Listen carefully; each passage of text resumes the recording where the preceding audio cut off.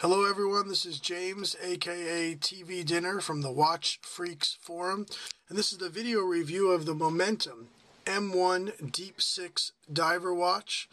This watch is a new model with a white dial and blue bezel. Also going to be showing it on the optional bracelet, and also featuring the new white rubber strap that they have. It's an ultra white smooth rubber strap, and they are marketing it as an ultra stain resistant strap as well. Getting started with the box, the watch comes in an interesting metal and cloth box. It has the company logo on it right there. The box opens up, and inside, of course, is a pillow. The watch came nicely packaged in plastic and covered well, and it's a nice box. It's a great case. As always, these will probably end up in a closet somewhere, so let's put that aside and get to the watch. This is the Momentum M1 Deep 6 Diver Watch. As you can tell, it's a large watch. It's listed on the website, on the Momentum website, actually with two different measurements. In one description, it's listed at 47.5 millimeters, and in the spec sheet, it's listed as 48.68 millimeters.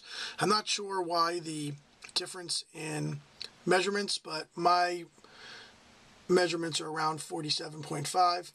They do list it at 51.67 with the crown. The crown, as you notice, is at the 4 o'clock position, which is nice.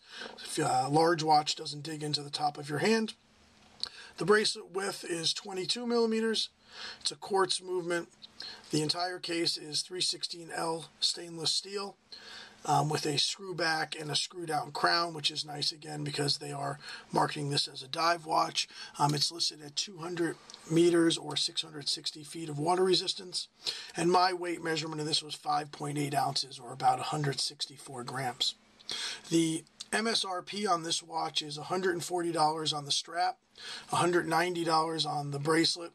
The watch comes with a heat-tempered anti-glare mineral crystal, and you have the option of a sapphire upgrade for $50 extra. The strap that they are, the rubber strap that they are marketing, which is for this model, which is a white, ultra white, smooth rubber strap with an ultra stain resistant processing that's been done to it. This optional strap is approximately $78, and again, they market this as it's very, very hard to stain this white strap. So, in theory, this watch could have this kind of a look. As I'm a bracelet guy, we will continue with the review on the bracelet. This watch, as you can tell, again, is a large watch. It has a large presence on the wrist. Here's the clasp. It is a fold-over diver's clasp, very firm. Again, it's a nice touch having the crown at the 4. You can see how it sits on the wrist. It's a nice watch, not too hot, not too tall, not too short, kind of right, perfect height. Pretty good weight. It's not a heavy watch. It's also not a light watch. As mentioned, about 164 grams. Definitely have worn heavier watches before. You can see the lume on the hands, on the hour and the minute hand. Of course, lume on the individual markers, and of course a large lume dot at the top. The blue bezel is something that it's hard to explain if you don't see it. It's a unique blue. It's not a dark blue or a purple. It's kind of somewhere in the middle. Sometimes it looks blue, sometimes it looks purple. You can see as the light hits here in different areas, you can see it. So it's an interesting blue, very dark. It's a rich blue color. The bracelet, which initially you think might be a mesh bracelet, is not. These are actually individual links, as you can see. So it's an interesting bracelet design. And of course attached to the clasp like normal. Not a bad clasp, kind of normal standard clasp. Very firm, as you can hear. The logo right there.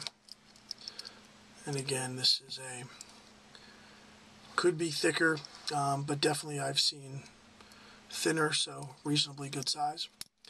The case back of this watch, like most quartz watches, this is a Japanese quartz movement. Pretty basic. It's got some writing about the company. It's actually got the company website. Restates the all stainless steel, water resistant, restates the depth, and it's got the company name and the company logo, so not very much to see on the case back. One thing about this watch I did want to mention is the bezel is, it's a loose bezel. This is something that would actually change. You can see how loose it is and how it moves forward and backwards. Most watches you see here, it's very tight. It clicks into place and you can't move it forward, you can't move it backwards. To moving it forward, you have to actually push it into the next spot. This moves very easily, but my problem is how loose it is on the return. So if you put this to 12 o'clock position, you can see you can move it all the way back a whole click almost. So if you